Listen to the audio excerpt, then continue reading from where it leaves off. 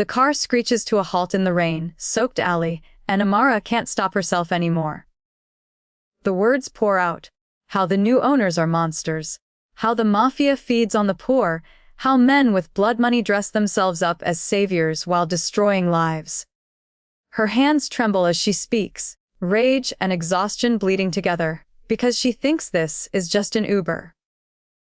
Just a stranger who will forget her voice by morning. The driver never answers. At the warehouse gates, armed men suddenly appear. Workers freeze mid-step. A gunshot cracks the air. A body collapses onto the wet concrete behind them. Amara's breath shatters. The driver steps out slowly, rain sliding down his black coat, his face carved from ice. Someone nearby whispers his name like a prayer and a curse, Min-jun, the Korean Mafia boss. Her stomach drops as every word she said replays in her head. Every insult. Every truth. Every reckless confession. His eyes lock onto hers instantly. He remembers her voice. He remembers her fire. And instead of ordering her death, he does something far more terrifying. He smiles faintly and tells his men to bring her inside. Amara doesn't know why she's alive. She doesn't know what he wants.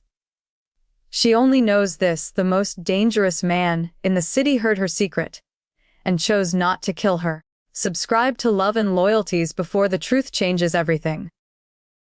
Amara Brooks is a Black African American woman trapped between dignity and survival. She works long hours in a warehouse that barely pays enough to keep her afloat, while the responsibility of supporting family back home presses constantly on her shoulders.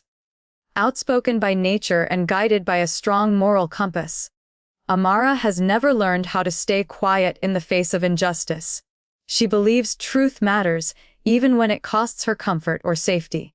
Yet life forces her into the very system she despises, where survival often demands compromise. Her strength lies in her honesty, but that same honesty makes her vulnerable in a world ruled by power and fear. Kang Min-jun is a man built by control. As a Korean Mafia boss who dominates logistics, shipping routes, and underground trade, his authority is unquestioned and his reputation unforgiving. He is feared for enforcing order through ruthless discipline, including public executions meant to send a message: chaos will not be tolerated. Emotionally sealed after a childhood loss that reshaped his understanding of the world, Min-jun believes power is not cruelty but necessity. To him, protection comes through control, and mercy is a luxury that invites destruction. Behind his cold precision is a man who learned too early that weakness costs lives. Their first interaction is never meant to matter. A simple car ride becomes a collision of truth and authority when Amara speaks freely, unaware she is being heard by the very man who controls her fate. Her honesty meets his absolute power, and in that moment, two opposing worlds are bound together. Irrevocably and dangerously. Min-jun's takeover of the warehouse is not quiet or symbolic. It is deliberate and public. Workers are forced to stand in rows as armed men secure the building, and the previous order is erased in a single morning. The message is unmistakable. This place now belongs to him. When Amara's name is called, fear crawls up her spine. She expects punishment, interrogation, or death. Every step toward his office feels final, as though she is walking toward a sentence already decided. Instead of violence, Min-jun offers control disguised as opportunity. He tells her he remembers her voice, her honesty, and her courage. Rather than silencing her, he gives her a role, one that traps her inside his world. He wants her to watch the workers, listen for disloyalty, and report anything that threatens his order. He frames it as protection, insisting that chaos would cost innocent lives. The deal is simple, but the cost is heavy: her conscience. As weeks pass, Amara watches the warehouse change. Wages increase. Safety improves. Exploitation disappears.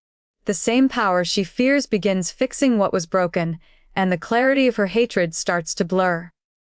She hates herself for understanding him, for seeing results where there should only be blood. The power imbalance becomes undeniable.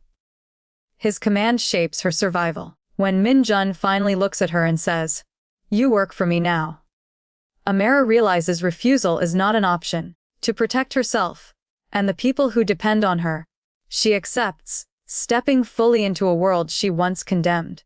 Amara's promotion into Min Jun's inner circle is swift and unsettling. As a logistics coordinator, she is no longer invisible. She moves through secured offices, handles sensitive schedules, and signs documents that carry weight far beyond a warehouse floor. Every privilege reminds her of the imbalance between them. She survives because he allows it. Min Jun watches closely, testing her in quiet ways, presenting her with partial truths, observing whether she lies, waiting to see if fear will make her obedient or honest. Their interactions stretch into long nights filled with paperwork, silence, and unspoken tension. Conversations drift from logistics to fragments of belief, order, responsibility, survival.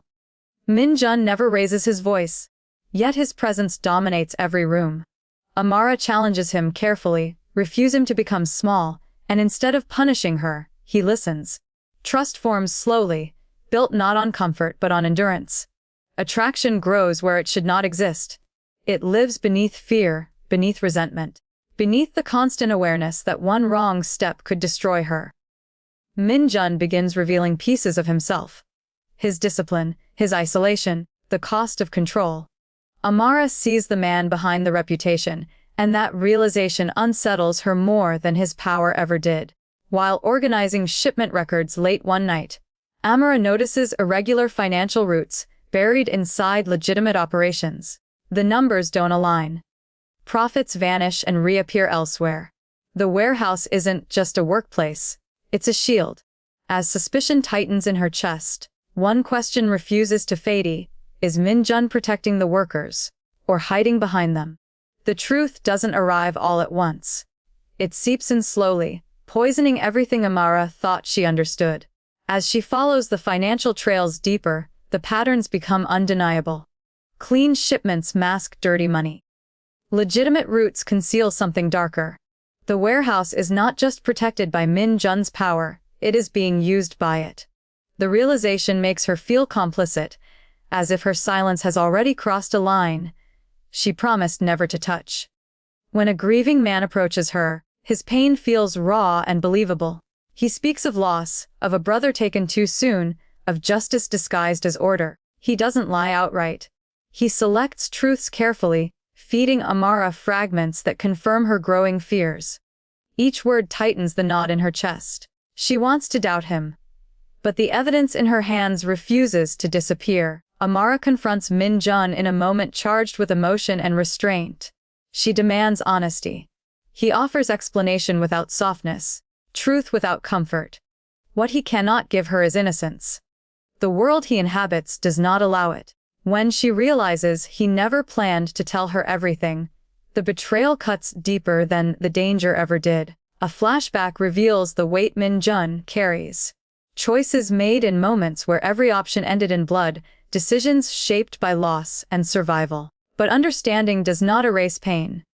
Heartbroken and disillusioned, Amara walks away from the man she trusted, choosing herself over a love built in shadows.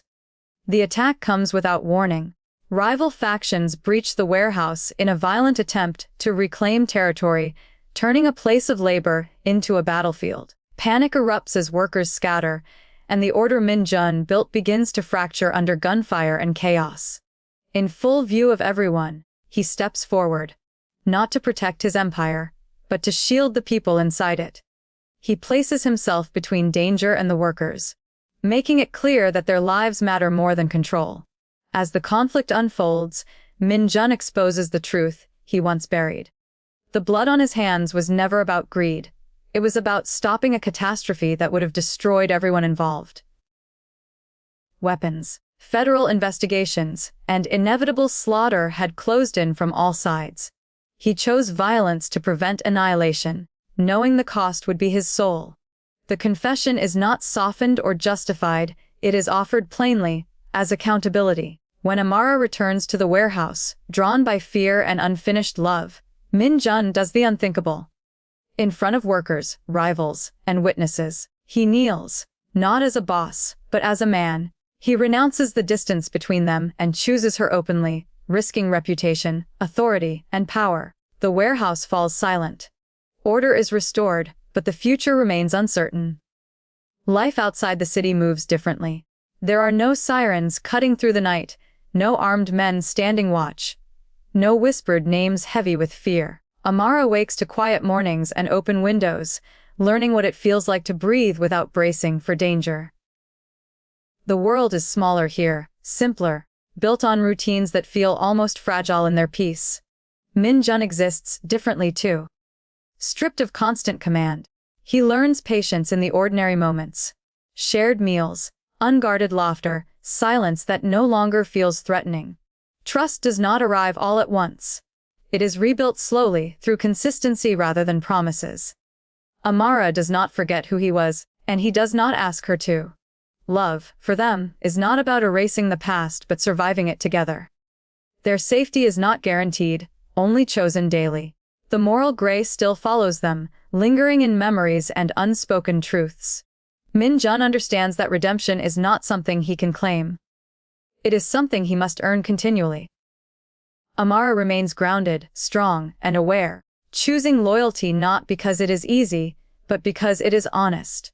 In the quiet, they find something rare, a love that was tested by power, fractured by truth, and rebuilt by choice. It is not perfect, but it is real.